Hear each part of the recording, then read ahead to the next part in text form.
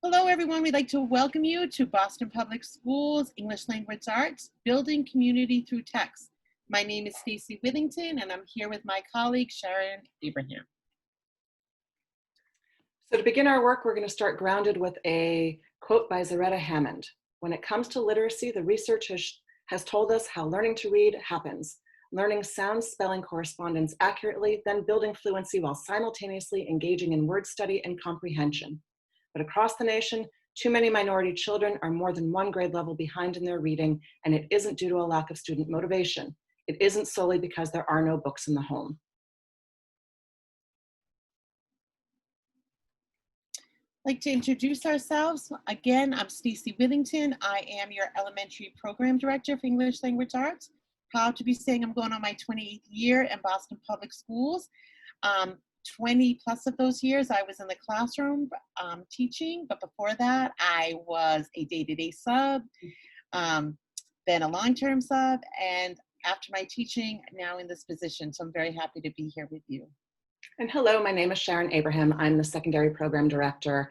24th or 25th year, all in Boston Public Schools. I too started as a per diem sub, 17 years as a classroom teacher, 5 years as a peer assistant, and now I'm going into my second year on the academics team, and we're so happy that you're here today. Today's objectives for today is participants will analyze how text selection can foster engagement and build classroom communities. We're also going to work with grade level pacing guides to consider active engagement strategies incorporating grade level text. And when we considered our why for today's webinar, we thought about that we must consider how we can best support our students in their return to school. We are collective in learning new platforms and pedagogy and how to best meet the needs of our students in remote and hybrid situations. We all have shared anxieties about this year, and so we must allow ourselves to learn together as a teaching community. And as educators, we must remain mindful of our text choices and how they're going to impact our classrooms.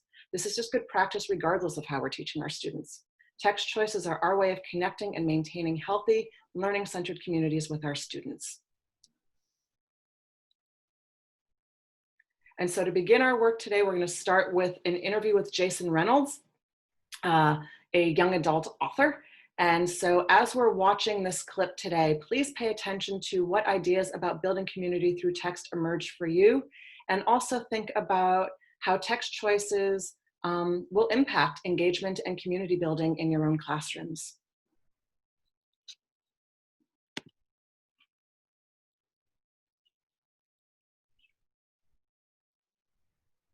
I was going through your site and everything, and so you say that young people are book haters, especially or specifically boys. So is that kind of, or how do you go about confronting that stigma or that saying in your writing? And I know you just touched on it a little bit. Yeah, but you also deal with the truth behind that statement, right? And the truth behind that statement is that young people, young boys hate books. But that's what they say. Mm-hmm. They don't really hate books. They hate boredom. Right? They hate being bored. When I was a kid, I hated books too. I didn't read no books till I was 17 and a half years old.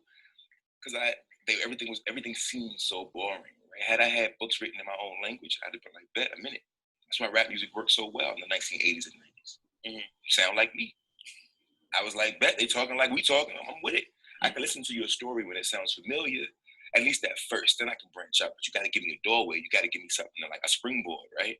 And so what I realized is that it's just about boredom. These kids ain't got, it's too much stimuli for us to figure out how to slow walk them into a story. Because we only got, they say kids today got attention spans of about 2.5 minutes, right? The length of a song, the length of a YouTube video, right? If that's what I have, and they're reading, so many of them have, because of literacy rates, are reading at a slower clip. That means that I got about 2 paragraphs, maybe, to get them. Now, I'm not going to throw the plot at the beginning of the book, so I better use language as a draw, right? It's just about boredom, yo. For me, Richard Wright changed my life, right? I was 17 and a half. I read Black Boy, first page. He burns his mama's house down. I was like, bet. This is human, right? This is not, you know what I mean? This ain't rocket science. Yeah. Black boys and boys in general, and people in general just ain't with Not with the boring That stuff. was on the first page. That's on the first page. Oh, wow. You see him messing around with the curtains, Yeah. getting ready like the curtains on fire on the first page. You know what I mean? Like, and I think that's what I'm trying to do. I'm trying to understand. Like, instead of me expecting them to meet me where I am, meet them where they are, then I slowly bring them to where I am. I think that's really the process. That relation.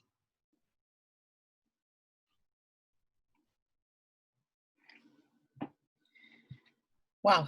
So after watching Jason Reynolds, we'd like you to take some time and within your community, share your takeaways from this video. If possible, have a member of your team make a copy of the document, which is on your left, and have all participants add their compliments to the template. Thank you. We know there's going to be a lot of takeaways.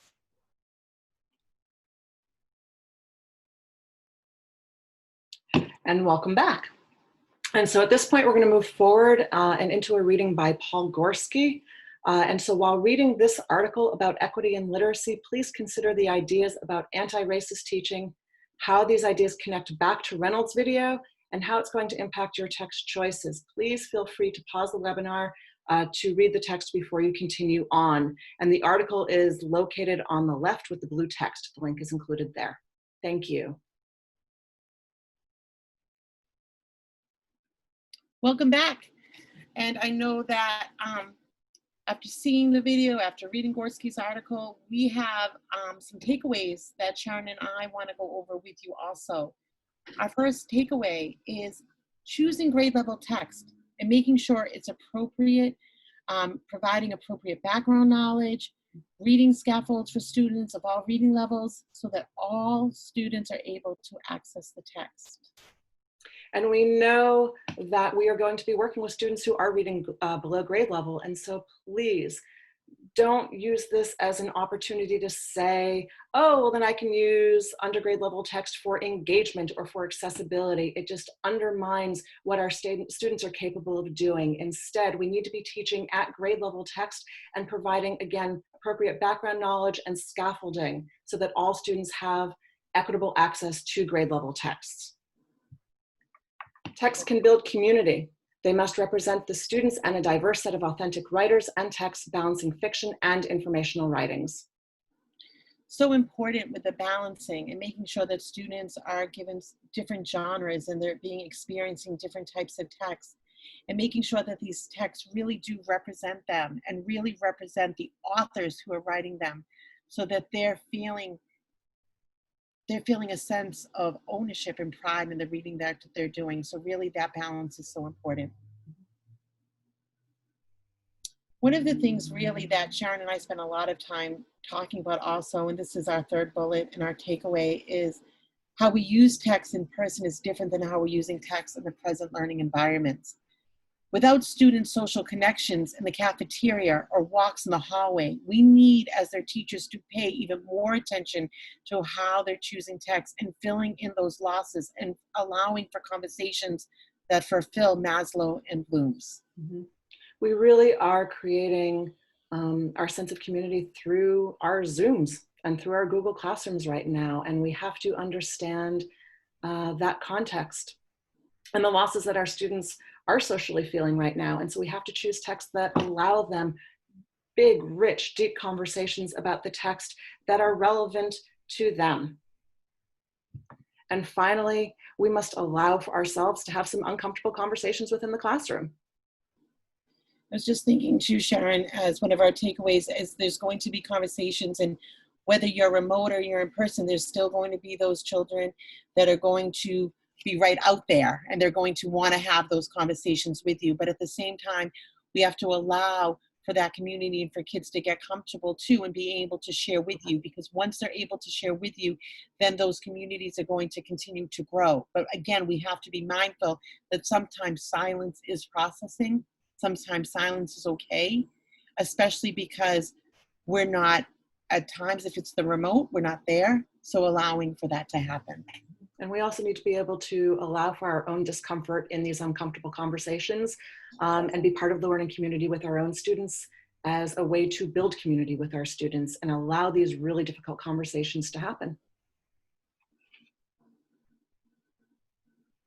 And so as a way to apply all of this information, we're asking that you consider your takeaways from the video and the article and from our takeaways, if helpful, and use them as your lens to approach lesson planning and your text selection for the beginning of the year. So in grade bands or individually, as appropriate for your school setting, because we really don't know how people are going to be accessing this webinar, please review the pacing guides for English language arts. So your task is to look at the pacing guides, which again is right to your left, and 1, pay close attention to the rationale at the opening of the document.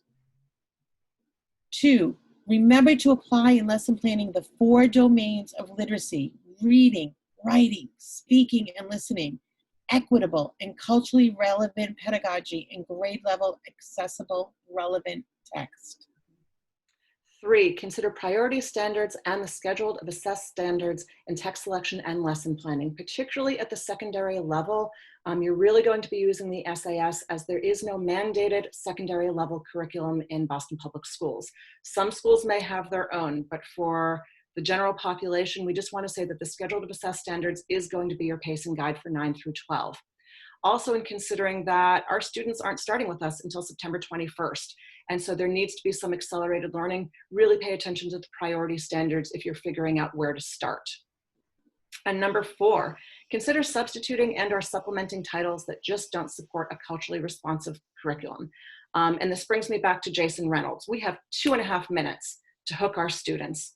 And so the books that you're choosing, it's imperative that we are able to connect with our students in the first 2.5 minutes. And what this might mean is that you are expanding on the traditional literary canon, or you are supplementing this canon with really good matches that actually provide a deep and relevant context for our students to have them engage with our texts.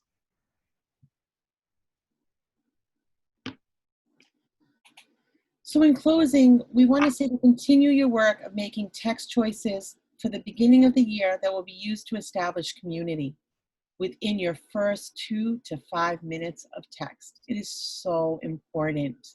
Whether you're in our earliest grades or you're in our high schools, it is just so important to grab, to engage, and to build that community. Mm-hmm. And so we've put together here just a list of useful resources. The links are all right there. These links are here as just amazing resources to help you choose books, particularly for the beginning of the school year, but throughout your school year, and resources to help you build your remote and hybrid curriculum. Again, we want to make sure you have our contact information. We really are so excited to work with you this year. We will get back to you. We're here with any questions and concerns that you have. We know it's a different year, but we know you're going to have a great year, and we are here to support you in all ways. So please, please reach out to us. Anything pedagogical, anything, ideas, questions, concerns, please reach out. Our contact information is right here. Thank you so much. Thank you so much for doing this webinar, and we look forward to many more with you. Have a great year. Great year.